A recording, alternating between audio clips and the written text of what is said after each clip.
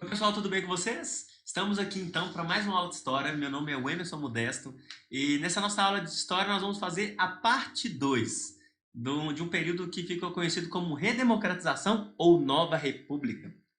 Vou deixar aqui para vocês no card, né? Para quem não viu a aula, a primeira aula de redemocratização de Nova República, vocês podem voltar, podem conferir. Na nossa primeira aula nós falamos sobre o José Sarney, do José Sarney até o Fernando Henrique Cardoso, 3 mandatos presidenciais. Nessa nossa aula nós vamos falar do Luiz Inácio Lula da Silva de 2002 até um padrão relativo de Michel Temer. Não iremos falar do governo atual, né? Nós estamos em 2020, que é o governo Jair Messias Bolsonaro, mas um panoramazinho até do impeachment e do Michel Temer nós vamos falar nessa aula.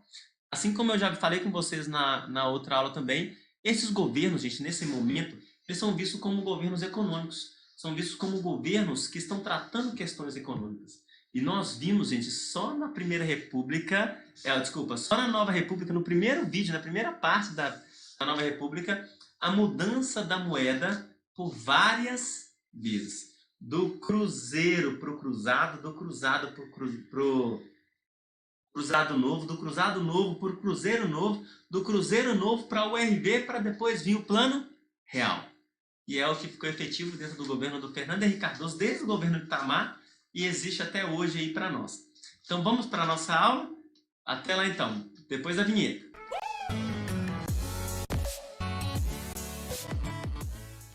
Vamos lá então, pessoal. Fazendo mais um panorama então, Nova República parte 2, e nós já vamos começar, né?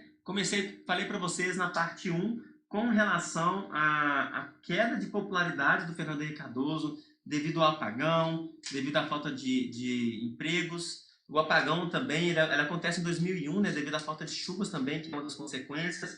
Mas o Fernando Henrique Cardoso também, no seu segundo mandato, comentei com vocês na outra aula, que ele vai ter programas sociais, ele vai criar bolsas, ele vai combater a desigualdade, ele vai criar os medicamentos genéricos que existem até hoje, o coquetel da AIDS também, ele que vai ser o criador do Enem também. E a gente aqui, então, a partir de 2002, nós vamos ver, né, o governo Lula. Né? Nós vimos esses três primeiros no primeiro vídeo, e agora vamos do Lula para frente. Então vamos lá. O quinto presidente, então, desse período conhecido como a Nova República, que se inicia em 1985. Agora nós vamos ter o Lula, eleito em 2002 e que começa a governar a partir de 2003 e vai até 2010. Então, desde a sua eleição, no caso, em 2002 até 2010, 2 mandatos, 8 anos. E ele havia tentado se candidatar já, gente, 5 vezes. Né? Ele vai perder para o Collor, ele vai perder para o Fernando Henrique 2 vezes. Em 2002, ele ganhou, no caso do José Serra, e ele vai ganhar do Geraldo Alckmin em 2006. Nessas 5 candidaturas, ele perde 3. Né? Eu falei que perdeu 5, mas não, ele perdeu 3 e ganhou 2 eleições, onde se tornou aí um presidente aí muito conhecido, um presidente com muitos feitos aqui, né, no país. O governo dele é conhecido por escândalos e por grandes feitos também para a população no geral. Não é à toa que ele é considerado um dos presidentes com maior popularidade, né, de todos eles. E ao contrário do Lula com o Collor de Mello, nas eleições, o Lula em 2002, gente, já é um Lula reformulado, né? Ele já não tem aquele visual grosseiro de um siderúrgico. Agora ele elegeu mais reformulado, né? E ele vai então o apoio à candidatura dele foi muito grande, tanto no primeiro mandato quanto no segundo mandato. E isso de fato representa essa popularidade que o Luiz Inácio Lula da Silva teve. A parte econômica, né, para a gente começar a falar de Lula e entender, até por causa desse cenário também de governos econômicos que eu já havia comentado com vocês, o Lula ele vai também estar dentro desse mesmo cenário, tentando combater a inflação, tentando regulamentar as coisas, e ele, assim que ele chega, né, os segmentos do FHC, ele prossegue com algumas coisas que o Fernando Henrique Cardoso está fazendo, inclusive os programas de bolsa, inclusive a lógica econômica. Dentro desse governo, então, ele vai ter o superávit, onde vai tentar controlar a inflação, ele vai reduzir as taxas de desemprego, ele vai reduzir a dívida externa do país também. Em 2009, né, ele vai passar por uma crise econômica, onde ele vai conseguir também controlar a crise econômica. O Lula também é um governo neoliberal, gente. Ao contrário, às vezes, de algumas opiniões, a área de humanas é boa por causa disso, né? Porque há muitas visões sobre, né? Mas, de fato, o Lula é neoliberal. E o neoliberal é capitalista. E assim como já desde do Collor, a Fernando Henrique, que privatizou 100 empresas, inclusive a Vale do Rio Doce, o Lula também. Ele vai ter as suas privatizações, ele vai privatizar rodovias, hidrelétricas, né? Vocês estão vendo aí, ele vai continuar com esse panorama aí das privatizações. O Lula também, ele vai continuar o programa das bolsas, das reformas, onde ele vai criar um programa Luz para Todos, onde vai expandir essa rede elétrica para o Brasil. Ele vai criar o programa Bolsa Família, já em 2003, que é a continuidade do FHC. Então, o Bolsa Família, gente, vai alcançar muitas pessoas, vai ser de extrema importância para o combate à desigualdade no nosso país. Ela vai ser vista como uma compra de votos.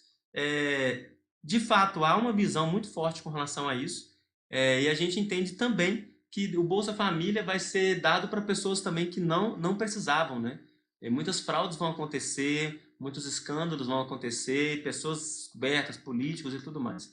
Ele vai ter uma campanha também, um programa social que era o Primeiro Emprego, que vai ser extinto depois em 2006 pelo fracasso que teve. Ele vai combater o trabalho escravo, né, que era a questão sem a condenação dos responsáveis, ou seja, ele vai acabar isso, vai implementar mesmo essa questão cada vez mais do trabalho assalariado. O crédito habitacional, que vai ter um programa aí, né, que vocês vão ver, Minha Casa, Minha Vida, criado por ele também. Ele vai criar, um dos principais programas dele é o Fome Zero, que tem 30 programas dentro do Fome Zero. Auxílio Gás, Bolsa Escola, cartão alimentação, famílias com renda com renda menor de R$ 70 por mês teriam direito. Isso vai ser expandido, né? Esses programas, eles vão estar dentro de um programa de aceleramento ao crescimento dentro do governo dele, que era chamado de PAC. Programa de Aceleração do Crescimento, não é aceleramento, né? Programa de Aceleração do Crescimento é onde, então, ele vai continuar com esses programas sociais, onde vão ter cotas também nas universidades, onde ele vai abrir os programas, as cotas para negros, onde o Lula também vai colocar a obrigatoriedade do ensino, né, africano nas escolas. Ele vai ter esses programas sociais. A Dilma depois, estão vendo aqui citar, porque a Dilma vai transformar o programa Fome Zero no programa Brasil Sem Miséria. Ela só mudou de nome, mas o programa permanecia sendo o mesmo. Dentro desse momento também vai surgir a Lei Maria da Penha, em homenagem, né, a Maria da Penha Maia Fernandes, e vai ser muito significativa para uma proteção às mulheres, ao direito das mulheres nesse momento. Vai ter também um programa de auxílio reclusão, já em 91, e vai ser pago pelo INSS, né, ao preso, desde que não tenha salário ou aposentadoria. Então, isso seria feito aos familiares dos presidiários, que estariam, no caso, em reclusão ou presos, né? Aqui vocês estão vendo uma proporção, então, do que seria a Bolsa Escola, o Cartão Cidadão, o Vale Gás, o Vale Transporte, o Vale Refeição. Olha para vocês verem, dentro da proporção, gente, que dentro do Bolsa Escola, por exemplo, pago um preço por filho que eles têm. Assim também como dentro do Cartão Cidadão, dos auxílios, é pago de acordo com as pessoas que têm dentro da casa. No fritar dos ovos, né, lá com todos os benefícios, considerando as pessoas que podem ter na casa, entende lá, marido, esposa e 2 filhos, entende-se então que em dinheiro eles vão receber R$ 700, em vale 650, que eles vão, no mês, eles vão ter aí um dinheiro em torno de R$ 1.350. A declaração, né, de pobreza, ela é elevada ali a um nível até insignificante, mas que, de fato, várias pessoas vão entrar dentro dessa lógica agora para ganhar essa bolsa, né? E também ele vai conseguir tirar muitas pessoas da pobreza extrema. Isso é algo que tem que ser discutível, é muito discutível também. Uma pessoa, por exemplo, que ganha em torno de R$ 70 por mês, gente, isso de fato é uma pobreza extrema, né? Porque para sustentar uma família com esse valor é praticamente impossível. E nós entendemos que elevar isso, vamos supor assim, tirar de 40 para R$ 70, tira pessoas da pobreza extrema? Não. Mas essas pessoas vão ser colocadas aí dentro de um padrão favorável para receber esses benefícios. E isso é muito bom. É algo que o Lula realmente vai fazer e vai se dedicar. Dentro da educação, ele vai criar o ProUni, Programa Universidade para Todos, muito bom, programa excelente, que atende a tantas pessoas até hoje, né? Ele vai criar 11 universidades públicas, ele vai investir na educação, que era insuficiente, ele vai permanecer com o Enem, só que agora ele vai colocar o Enem em um caráter muito maior, né? De uma repercussão muito maior, da entrada das universidades através do Enem. Então ele coloca o Enem em um status acima daquilo que o Enem era antigamente. Eu falei para vocês da cota, né? Mas criar o sistema de cotas reservado para a etnia negra e indígena, 20% das vagas das faculdades públicas reservada a esse público, vai ter início em 2000, vai ter os ideais para que o programa vá além disso, abrindo concursos públicos, vagas em emprego, programas, né, que vão ser criados, gente, tudo, vocês estão reparando nos slides, que de fato tudo, gente, vai gerar muita polêmica. Não é?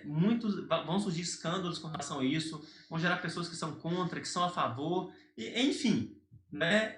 A ideia é que nós temos, principalmente nessa nossa aula, é de entender aquilo que está acontecendo, é de entender esses momentos, esse momento histórico em que o país está passando e que, para muitos sendo ruim, para muitos outros também foi muito bom, né? Essas cotas dentro do programa de aceleração do crescimento também vai acontecer dentro do governo Lula a descoberta do pré-sal, gente, onde a Petrobras vai ganhar outros status, né?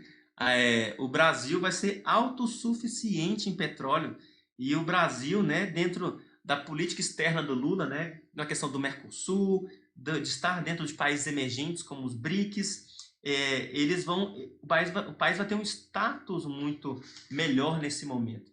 E o pré-sal ele vai ser justo um ponto muito positivo para o país e para a economia do país. Então, só que também vai ter a questão dos problemas, que era o ritmo da extração, o destino das riquezas, o destino desses royalties também, que era a compensação ou pagamento por eles. Mas a Petrobras, criada desde lá do governo Getúlio Vargas, desde lá de 1950, né, no segundo mandato de Getúlio Vargas, agora ela ganha um status de como uma das principais empresas do país. O olhar estrangeiro para o país vai crescer muito naquele momento, devido a essa campanha que vai ser colocada. Na parte do meio ambiente, vai ter um rompimento com a Marina Silva, onde ela também, né, depois tentou se recandidatar algumas vezes na presidência, e a gente entende que ela vai ter uma oposição pela questão de tentar colocar o país como um país sustentável, totalmente sustentável, mas que não é uma questão uma questão de negligência só do governo ou só do Lula, entende? É algo que já vem historicamente do país. Com relação aos escândalos, então, nós vamos ter alguns escândalos aí já no governo Lula, tanto estourando no primeiro mandato, principalmente no segundo mandato dele. A reeleição do Lula, gente, no primeiro mandato, o Lula sai do primeiro mandato com 80% de aprovação, gente. 80% da população quer manter o Lula. Já no segundo mandato, ele vai ser reeleito facilmente. E no segundo mandato é onde estoura os principais escândalos do governo dele. As críticas, né, como eu falei que vocês já viram desde o primeiro, mas agora vai estourar os grandes escândalos dele. Entre esses escândalos, né, alguns que nós vamos citar, o Mensalão e outros, a gente entende que o Marcos Valério, né, que era o ex-chefe da Casa Civil, e o José Disseu, era apontado como o chefe dos esquemas. Era como se fosse alguém que gerenciava esses escândalos que foram gerados. Vai ser aberta, então, uma CPI para a condenação deles, né, para a apuração disso, onde, infelizmente, vai terminar em pizza. Né? Não vai ser descoberto tantas coisas, muitas coisas foram maquiadas, e eles não receberam a punição que eles deveriam mesmo. E a gente entende que essa crise ela vai começar com a entrevista ao Roberto Jefferson, onde ele vai colocar a boca no trombone sobre aquilo que acontecia, sobre como que se dava esses esquemas de corrupção, de lavagem de dinheiro, como que se dava o processo mesmo da corrupção. O primeiro deles aqui que eu estou colocando para vocês é o escândalo dos bingos, com o Carlinhos Cachoeira. Ele era assessor do Lula, né, e ali aparece em fita de extorsão para arrecadar fundos para a campanha do PT. Ou seja, ele aparece ali beneficiando alguns setores, beneficiando alguns empresários específicos para que eles apoiassem o PT em todas as suas eleições e reeleições. Então, esse é um dos escândalos que nós temos. Nós temos um escândalo também dos cartões corporativos, que foram instituídos para uma maior transparência e rapidez em gastos emergenciais, mas foram vistos como denúncia de mau uso, né, que foi aquela questão que eu falei com vocês, do Bolsa Família, do Bolsa Gás, do Cartão Cidadão, que eram pessoas do governo utilizando esses cartões e pegando dinheiro público para se beneficiarem cada vez mais. Vai ter uma crise do setor aéreo, onde devido a um acidente, né, com a Gol em 1907, a gente entende que vai chegar um ponto que as pessoas já não vão ter mais, não é questão só de condição de viajar, mas é uma questão delas não conseguirem suprirem, né? O preço dessas passagens estão crescendo demais, as empresas estão exigindo mais infraestruturas desses aeroportos, vai provocar então essa crise, vai ter uma crise também na segurança, que vai ser trazido aí por setores de militares, né, e pela população também, que queriam combate aí a essa questão do assalto, a entrada de drogas, a questão carcerária também, que estava em superlotação. Outra, vai ter uma crise em habitação, que vai ser a Minha Casa Minha Vida, né? As pessoas nem todas conseguiam entrar no programa, o programa tinha muitas burocracias para entrar. A gente entende que ainda, infelizmente, muitas pessoas ainda passavam por esse processo de favelização e que era inviável eles entrarem, e que muitas pessoas que entraram nesse programa também entravam por fraudes, entravam de forma desleal, né? E a gente entende, então, que o PAC, que era esse Programa de Aceleração do Crescimento, ele vai ter, sim, muitos pontos positivos, mas vai sofrer também muitos escândalos. Vai estar dentro de muitos escândalos envolvidos na política externa, né? Eu já tinha até comentado com vocês que no Mercosul, na ALCA, no BRICS, o país está muito, muito ativo nisso. O Lula era conhecido por essas influências, né, com outros presidentes, pela busca de relações exteriores em outros países.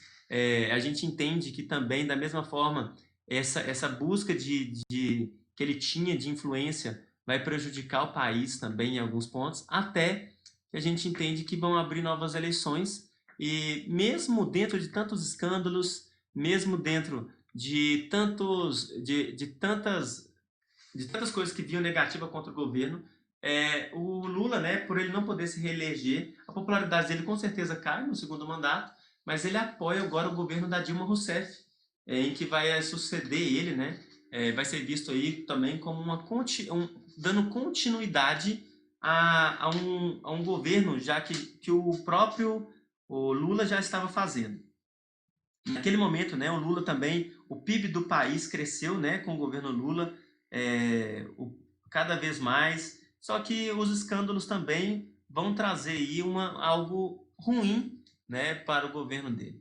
Dentro do governo Dilma agora, a gente entende que a Dilma, gente, ela também permanece por 2 mandatos, de 2010 a 2016. E ela vai ter muitos pontos também positivos, mas vai sofrer muita pressão, principalmente desses escândalos que estão caindo agora tudo no governo dela também, né, e de escândalos que estão aparecendo também no governo dela. Enfim, ela vai ser a primeira mulher presidente então do nosso país. O vice dela é o Michel Temer. E ela vai dar continuidade ao governo do Lula. No Bolsa Família, no PAC, no ProUni, no Primeira Infância. Falei com vocês que o Fome Zero, para ela, vai se chamar Brasil Sem Miséria. Então é a continuidade que ela dá aos mesmos programas. Ela vai estar num período que a inflação está crescendo e que as relações com o Mercosul, com a China, com essas relações externas estão enfraquecidas e que a corrupção e os escândalos que tinha do caso do Carlinhos Cachoeira, do Mensalão, dos bingos, tá tudo vindo à tona, cada vez mais sendo descoberta alguma coisa. Ela vai continuar com o Promatec naquele momento. Ela vai provocar, dentro do governo dela vai ter um reajuste salarial, ela vai conceder privatizações aí de aeroportos, vai continuar com um governo chamado neoliberal, como nós estamos vendo. Aqui eu falei para vocês do Brasil Sem Miséria, né, que ela criou, e ela vai ser muito efetiva nesse plano que ela tinha. Esse plano de erradicação da pobreza extrema, gente, ele vai alcançar muito mais pessoas. Então, está dentro desse mesmo viés que nós estamos vendo da pobreza de pessoas que ganham, de famílias que ganham R$ 70 por mês, mas dentro de programas sociais, elas vão ser muito mais contempladas agora. Então, vocês estão vendo as bolsas, né? A Bolsa Verde, os incentivos que ela tem, o programa da Primeira Infância, muito bom programa que ela criou. Vão ter as críticas dela, que vai ser a Petrobras, que estava em alta, né? Lá no governo do Lula agora, ela passa por um processo de crise e vai sofrer um processo também de escândalo dentro do governo dela. Vai começar no governo dela a reforma da Previdência, que também vai ser objetivo de escândalo. Vai começar também uma investigação agora da Lava Jato, em que o Sérgio Moro agora vai começar a investigar mais um esquema de corrupção dentro do governo do Lula, e o Lula vai ser preso por causa disso. E as pessoas, gente, era tanta crítica, era tanta coisa que vinha contra ela naquele momento, né? Ela vai manter as cotas das universidades, o Promatec, como eu falei com vocês, né, que é o ensino técnico e a busca de empregos. No governo da Dilma também, gente, ela vai passar por um momento de efervescência aqui no país, que foi a Copa do Mundo de 2014 e as Olimpíadas de 2016. E os investimentos que foram colocados nisso vai provocar uma crise econômica no país, e as pessoas vão se posicionar contra, dentro de um movimento social que ficou conhecido como Jornadas de Julho. O Vem Pra Rua, que as pessoas saíam nas ruas contra o governo, buscando aí ilegalidades do governo da Dilma, onde elas faziam panelaço, né, contra o governo da Dilma também, saíam nos prédios batendo panela contra, e as pessoas também usavam, né, da eloquência da Dilma, né, das palavras dela, né, dos erros que ela tinha. Quem perdeu, ganhar, vai nem perder nem vai ganhar, vai todo mundo perder, estocar o vento. Eles usavam disso também para falar que ela não era apta para o governo, onde vai ser convocada uma CPI e vai, então, abrir um processo de impeachment. Por que impeachment ou golpe? Porque, de acordo com a lei, com o processo de impeachment, não foi visto ilegalidades dentro daquilo que ela foi acusada, né? Que possibilitaria ela, então, a sofrer esse processo de impeachment. Mas ela vai sofrer o processo de impeachment, por isso que muitas pessoas tratam esse processo como um golpe, em que o Michel Temer, que era o seu vice, então, vai assumir em 2016, mas também que vai estar dentro de um cenário muito complicado, né? Ele vai estar dentro desse cenário da reforma da Previdência, que era algo que mobilizou muitas pessoas e num prol muito negativo, né, para o governo naquele momento. Vai ter a redução dos gastos públicos, ele vai promover uma reforma da educação, né, que é a reforma do ensino médio, que passou a ser modificado, né, a partir desse ano, né, que é 2020. Então, ele vai promover uma reforma na educação, no ensino fundamental 2, no médio, na educação no geral, com obrigatoriedade de disciplina, com outras obrigatoriedades. Ele também vai conseguir manter uma queda de inflação e juros nos créditos para a população, mas sofrendo também muitas críticas com o aumento da inflação, com a corrupção também. Ele sofre processos até hoje, né? Nós estamos em 2020 com relação à corrupção, o aumento do combustível, em que vai gerar a greve dos caminhoneiros, que o país, a gente vai parar literalmente nesse momento, né? Quando os caminhoneiros param, as escolas pararam, o governo definitivamente ele vai se ver numa posição muito complicada. E a gente entende que essas inflações, esses juros, que também passam, ele conseguiu controlar, mas elas vão cair, né? Vão cair no sentido de ser menores, mas com o tempo também eles vão começar a subir. Algo também que quando termina, então, o mandato, né, da Dilma Rousseff, o Michel Temer sai do governo, entrando, então, Jair Messias Bolsonaro, que é o presidente do país atualmente. Bom, gente, para a gente fechar, né, esse é o segundo vídeo, né, da parte Nova República, que nós já temos visto já em outra aula. Eu quis, através dessa aula, fazer um panorama com vocês. Um panorama do que foi o governo, de como que foi a atuação desses governos no nosso país. De fato, eu acredito que, historicamente, muitas coisas ainda estão para vir, né? Em todos os governos, muitas coisas vão sendo vistas, descobertas, muitos pontos de vista diferentes, tá, gente? Tem sobre esses governos, se é bom, se é ruim, prol de quem ou não, mas nós passamos, depois do Temer, uma das eleições mais complicadas historicamente veio com, então, a eleição do Jair Messias Bolsonaro. E até hoje é alvo de tantas críticas, de tantas polêmicas. Mas, dentro daquilo que nós vimos historicamente, então, eu fiz um panorama com vocês dos principais, né, e dos pontos principais que esses governos têm também. Espero que tenham gostado. Não esqueça de compartilhar, de curtir aqui no canal, e de vocês se inscreverem também. Ativa o sininho.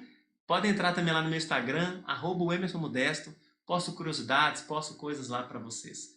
Muito obrigado por terem assistido até o fim e até a nossa próxima aula. Tchau!